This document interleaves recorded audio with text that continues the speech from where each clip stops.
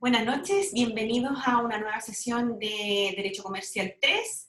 El día de hoy vamos a continuar estudiando lo que son los procedimientos concursales, específicamente el procedimiento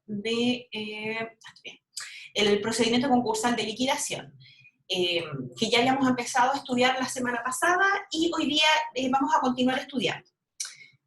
Voy a compartirles el PPT. Ya. Ahí sí.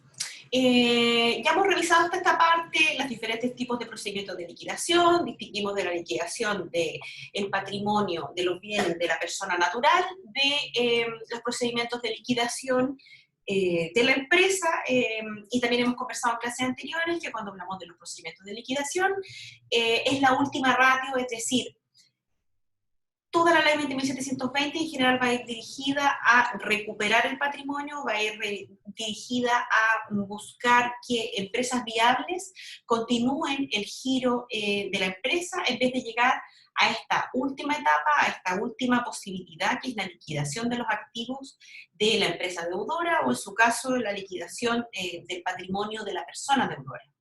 Recuerden también que entendiendo que es la última ratio, esta puede ser iniciada como una liquidación de carácter voluntaria o una liquidación de carácter forzosa.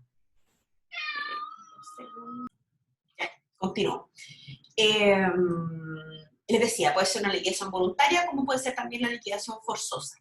Hoy día vamos a continuar hablando de la liquidación y vamos a hablar específicamente de los requisitos que tiene este procedimiento. Vamos a compartir pantalla.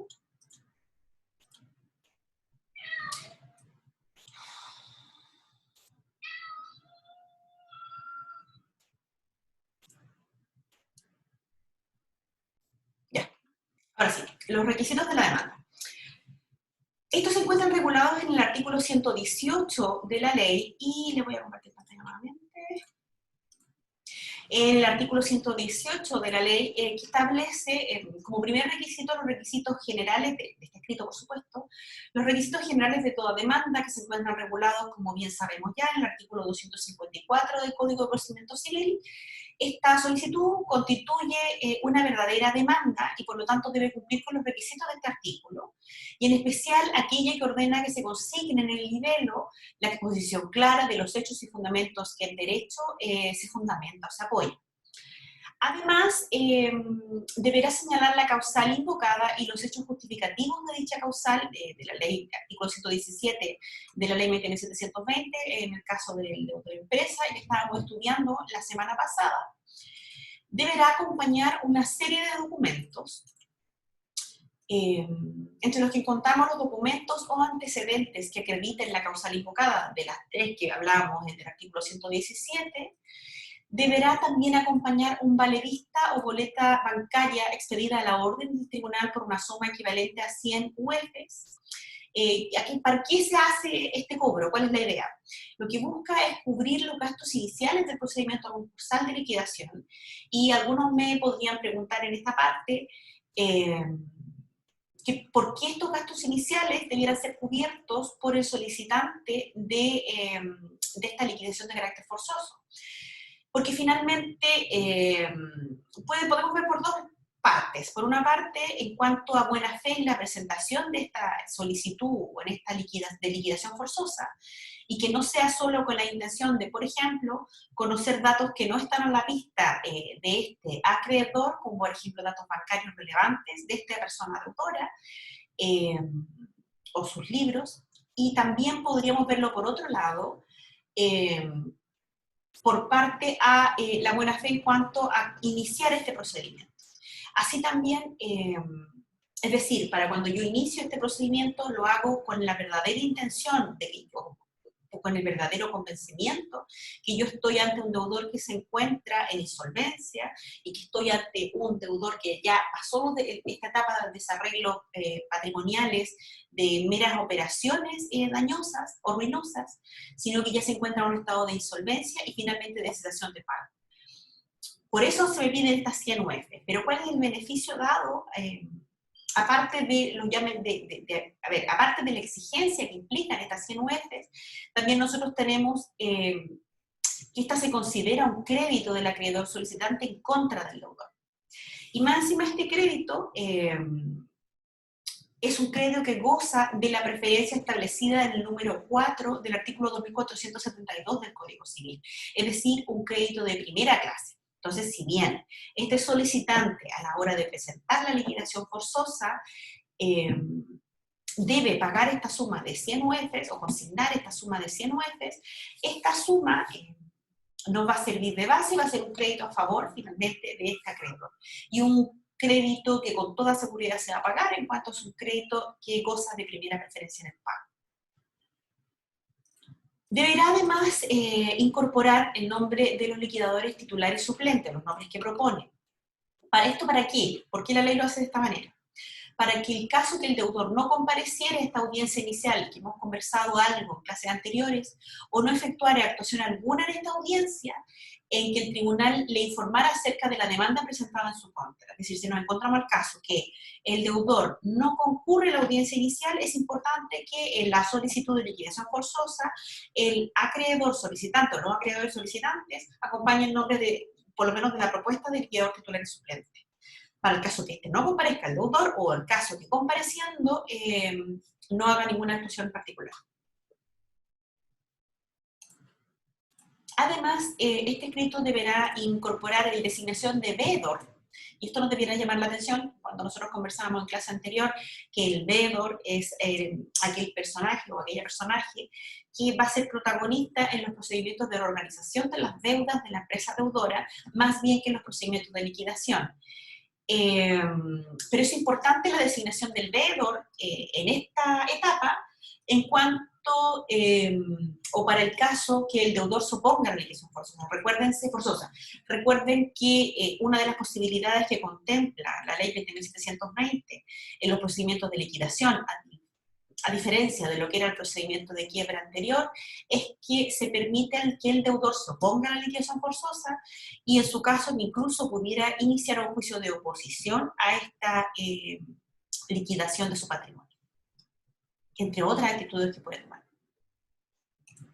¿Cuál va a ser la actitud del tribunal ante la solicitud de liquidación forzosa de estos acreedores? Esto se encuentra regulado en el artículo 119 de la ley, y nos dice que, presentada la demanda, el tribunal examinará en el plazo máximo de 3 días el cumplimiento de la demanda. Si se cumplen o si se estima que cumplen, la tendrá por presentada la demanda y ordenará su publicación en el boletín concursal. Y citará a las partes a una audiencia que tendrá lugar al 5º día hábil de la notificación personal del deudor. Y aquí la ley menciona o la realizada conforme al artículo 44 del CPC, que es criticable en cuanto a la ley porque finalmente está hablando de la persona subsidiaria.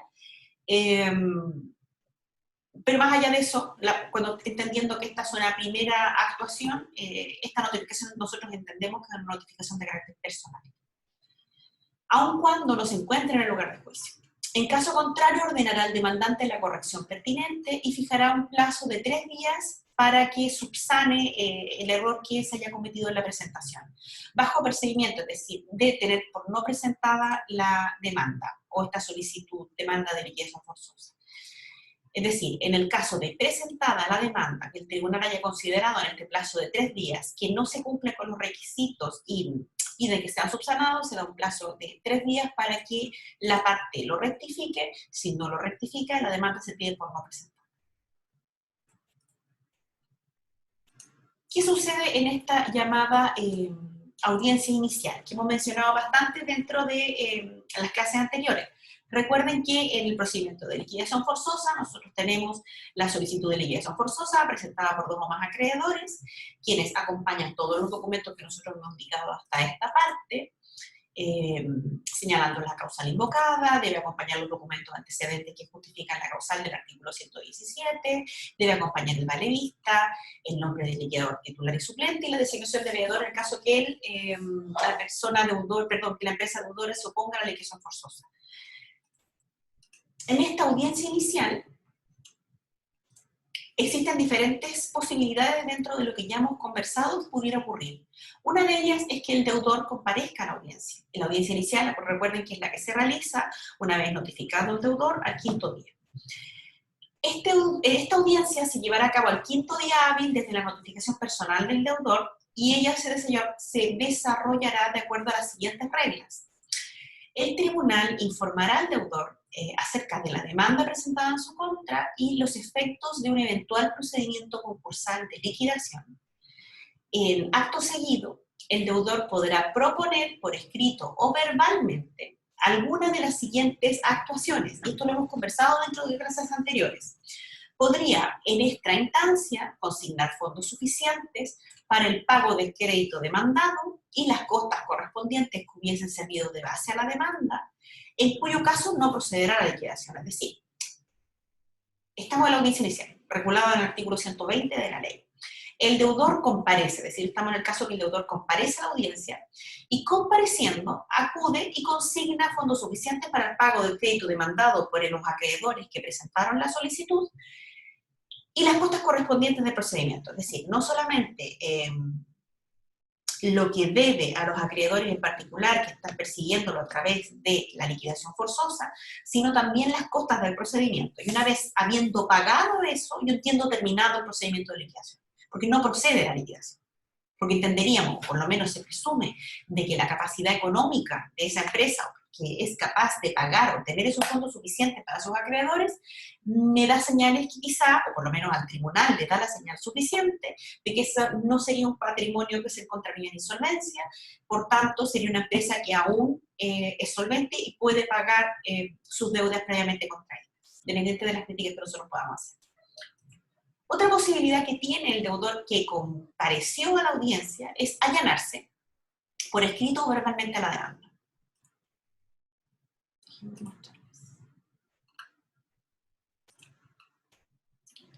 Allanarse por escrito o verbalmente a la demanda. Es decir, cuando nosotros hablamos de allanamiento, estamos diciendo que acepta someterse al procedimiento concursal de liquidación y en tal caso deberá indicar el nombre, domicilio y correo electrónico de sus tres mayores acreedores, es decir, sus acreedores con los mayores créditos. Que esto es como la tónica finalmente de los procedimientos concursales. Cuando nosotros conversábamos sobre la renegociación de las deudas de la persona natural, recuerden que también dentro de los requisitos de la solicitud de la persona que se somete a la renegociación, también se incluye que yo deba mencionar, si yo soy la persona deudora, estos tres principales acreedores.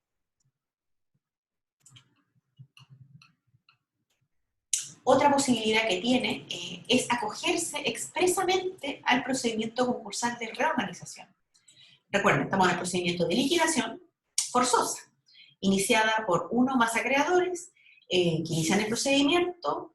Entendamos que se inició la tramitación, se notificó debidamente y personalmente al deudor, pasaron 5 días, la primera audiencia inicial, de inicio del procedimiento, donde se informa el procedimiento concursal al deudor.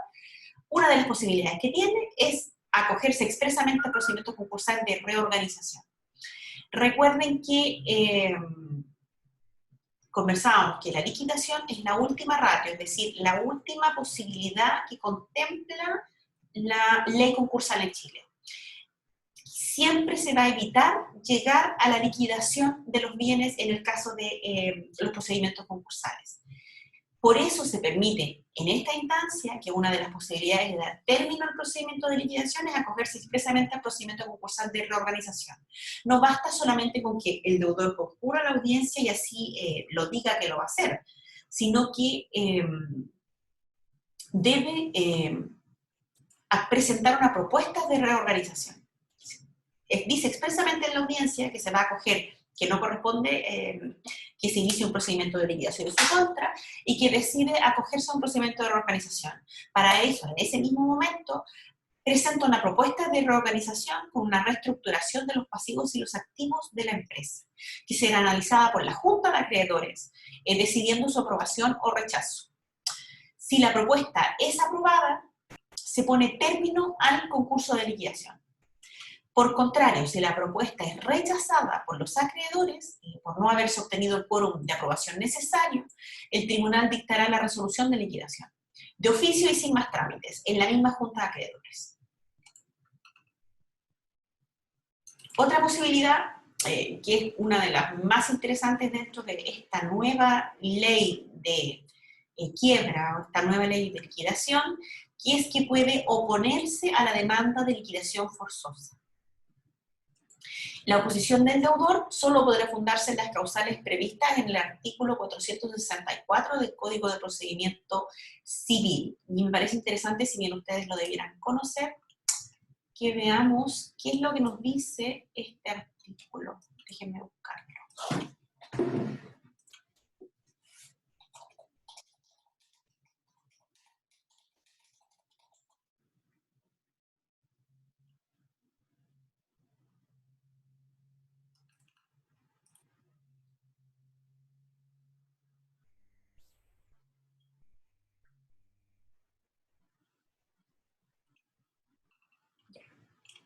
Se los voy a mostrar.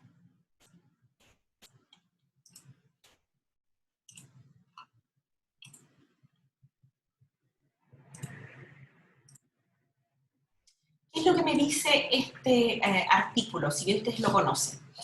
La oposición del ejecutado solo será admisible cuando se funde en las siguientes excepciones o en las excepciones siguientes. En la incompetencia del tribunal ante quien se haya presentado la demanda, en la falta de capacidad del demandante, de personería o de representación legal de quien comparezca su nombre, la litispendencia ante el tribunal competente, siempre que el juicio que le da origen haya sido promovido por el acreedor, sea por vía de demanda o reconvención, la ineptitud del libelo por falta de algún requisito legal de formular la demanda de conformidad a lo dispuesto en el artículo 254 del Código de Procedimiento Civil, el beneficio de exclusión o caducidad de la fianza, la falsedad del título, la falta de alguno de los requisitos o condiciones establecidos por las leyes para que dicho título tenga fuerza ejecutiva, sea absoluto con relación al demandado, el exceso de avalúo, el pago de la deuda, la remisión de la deuda, la concesión de esperas o prórroga de plazo, la novación, la compensación, la nulidad de la obligación, la pérdida de la cosa debida en conformidad al título 19 del libro 4 del Código Civil, la transacción, la prescripción de la deuda o solo de la acción ejecutiva y la cosa juzgada. Estas excepciones pueden referirse a toda la deuda o una parte de ella.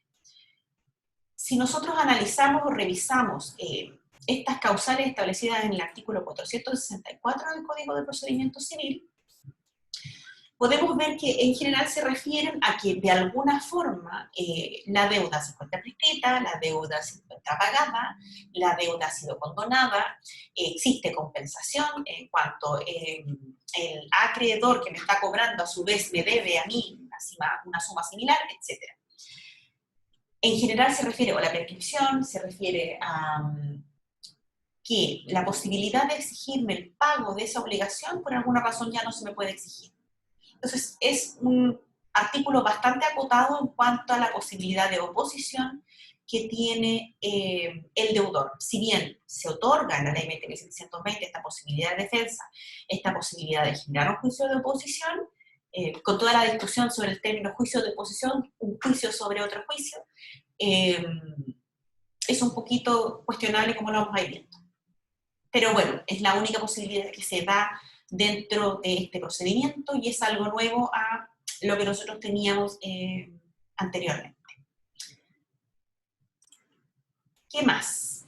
Podría también encontrarse en el caso que, porque antes conversábamos, toda la situación que nosotros conversamos de esta parte es en el caso que el deudor asista a la audiencia inicial. ¿Qué sucede cuando el deudor no asiste a la audiencia inicial? Si el deudor no comparece a la audiencia o compareciendo no efectúa alguna de las actuaciones antes indicadas, el tribunal dictará resolución de liquidación y nombrará a los liquidadores titular y suplente.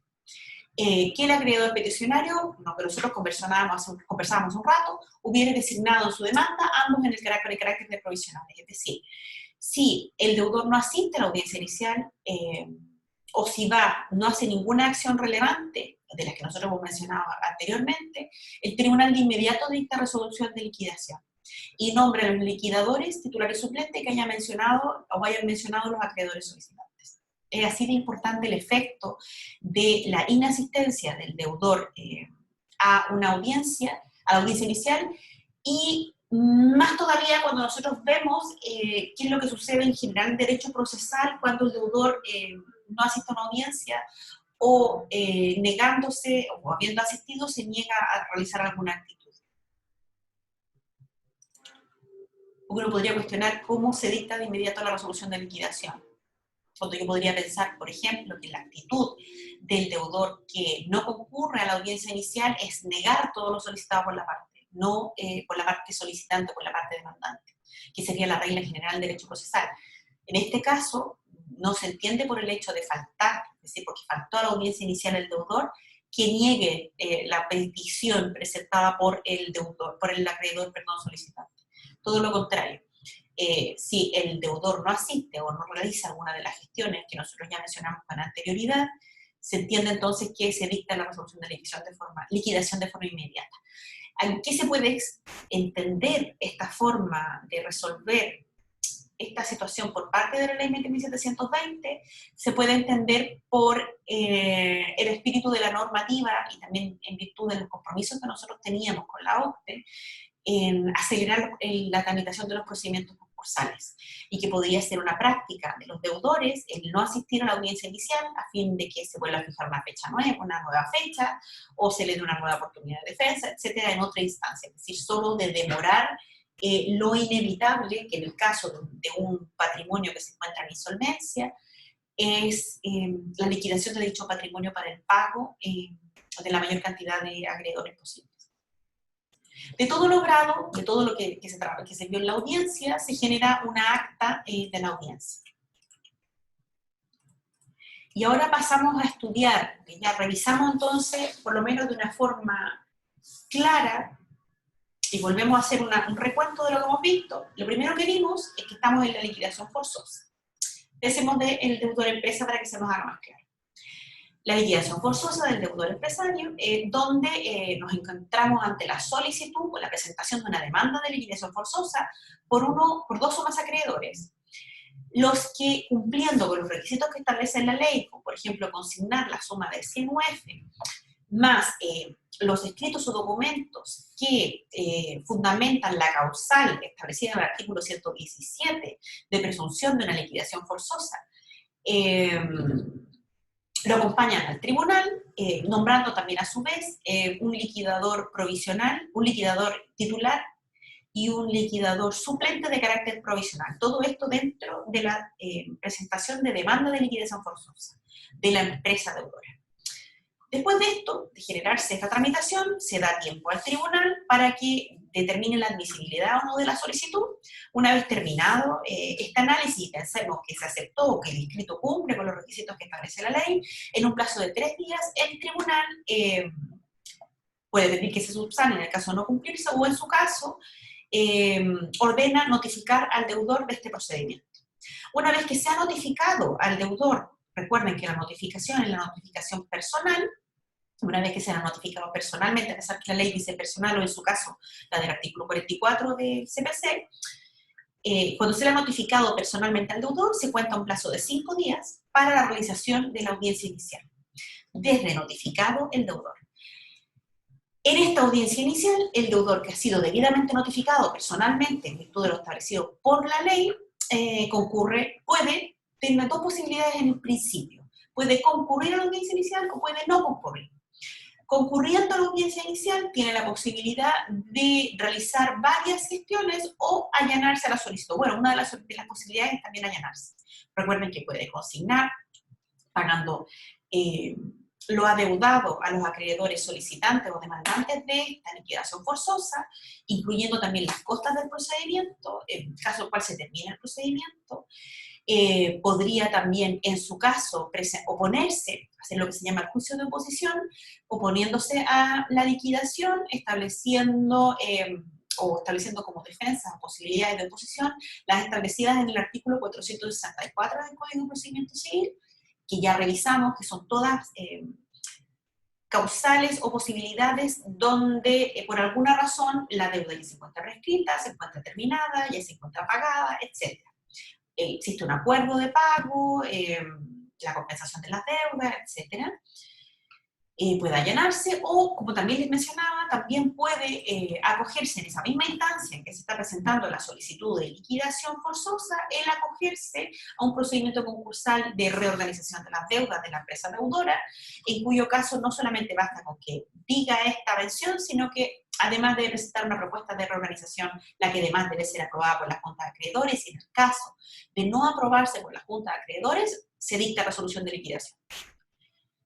Esto es solo en el caso, como conversábamos, de que se presente a la audiencia. La otra posibilidad es que no se presente a la audiencia. Y yo les mencionaba cuál era el defecto en el caso de la inexistencia, que si el deudor no asiste a la audiencia o asistiendo no realiza ninguna de las actitudes antes mencionadas, entonces se entiende o por el tribunal dicta resolución de liquidación.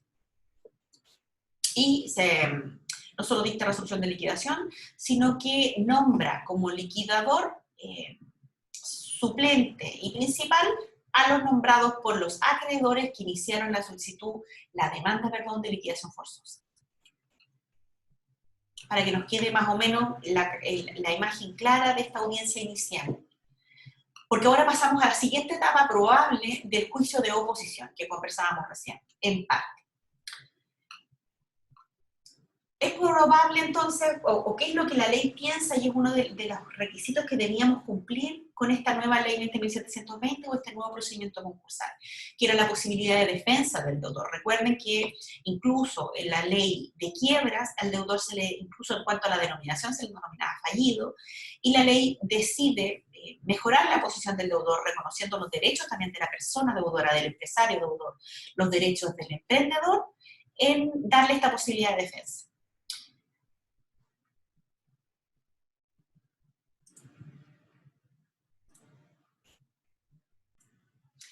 Volviendo entonces al juicio de oposición. El juicio de oposición. Les mencionaba que siempre puede existir la posibilidad que el deudor concluya que existen causales para cuestionar la validez o legitimidad del procedimiento o el proceso concursal. Por ello, el legislador le ha entregado una herramienta procesal para defenderse, que es este juicio de oposición, es decir, oponerse a la demanda de liquidación forzosa. ¿Qué es lo que debe contener este escrito de oposición que presenta el deudor? Que se encuentra regulado en el artículo 121 de la ley. Si el deudor se opone a la demanda de liquidación forzosa en la audiencia inicial, su escrito deberá contener lo siguiente. Deberá señalar las excepciones opuestas y defensas incoadas, así como los fundamentos de hecho y de derecho. La oposición del deudor solo podrá fundarse entonces en las causales previstas en el artículo 464 del Código de Procedimiento Civil. Deberá ofrecer todos los medios de prueba de que pretenda valerse, entre estos la testimonial, la confesional, la pericial, la documental, y deberá acompañar toda prueba documental que estime pertinente.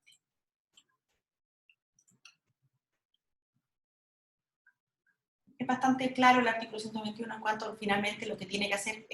No basta con que se oponga o manifieste su intención de oponerse al juicio de liquidación forzosa, sino que su oposición tiene que ser fundada y fundamentada, y a la vez debe ir preparado para presentar este juicio de oposición con un escrito de oposición. A pesar de que se dice en el artículo, cuando se habla de la audiencia inicial, que la defensa que puede hacer el deudor puede ser de carácter verbal. Pero cuando hablamos de la oposición, ya estamos entrando a la posibilidad de juicio de oposición, es decir, cuando está cuestionando la validez de la liquidación forzosa que se está siguiendo en su contra, se le da la posibilidad, se le da la obligación de hacerlo por escrito y acompañar toda la prueba documental pertinente. ¿De qué medios de prueba puede valerse en este juicio de oposición? Esto se encuentra regulado en el artículo 122 de la ley. Puede ocupar, como ya mencionamos, la prueba testimonial, la prueba confesional, la prueba pericial, la prueba documental. En cuanto a la prueba testimonial, el escrito de oposición deberá incluir la completa individualización de los testigos que se presentarán, así como las razones que justifiquen su comparecencia. En cuanto a la prueba confesional, el escrito de oposición deberá acompañar el pliego de posiciones, ustedes ya debieran conocer más o menos de qué se trata. La prueba pericial, ya no sé, alguna vez lo han visto, ¿no?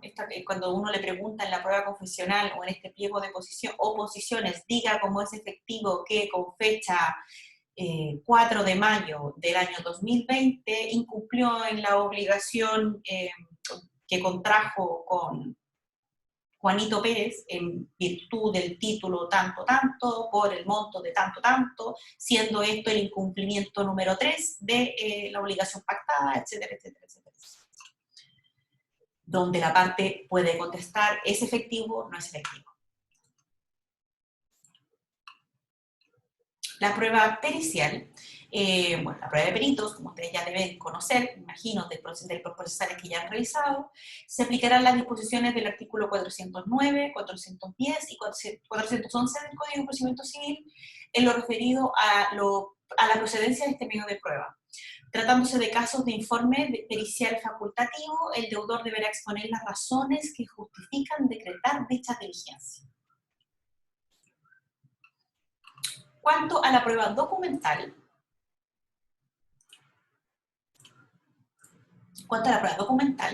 los documentos solo podrán acompañarse junto al escrito de oposición.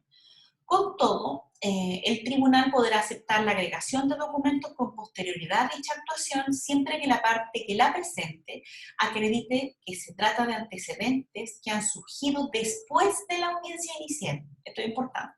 O que siendo anteriores no pudieron acompañarse oportunamente al tribunal por razones independientes de su voluntad.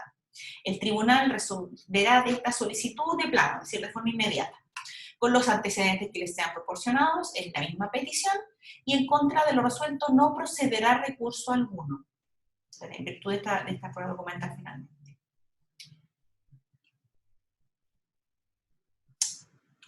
Ya, entonces vamos a quedar aquí. Lo que es el procedimiento ya de liquidación forzosa de la empresa deudora, hemos revisado ya varias etapas. Revisamos la presentación de la demanda de liquidación forzosa por parte de dos o más acreedores, los requisitos de esa demanda de liquidación forzosa. Después tenemos la resolución que puede dictar el tribunal.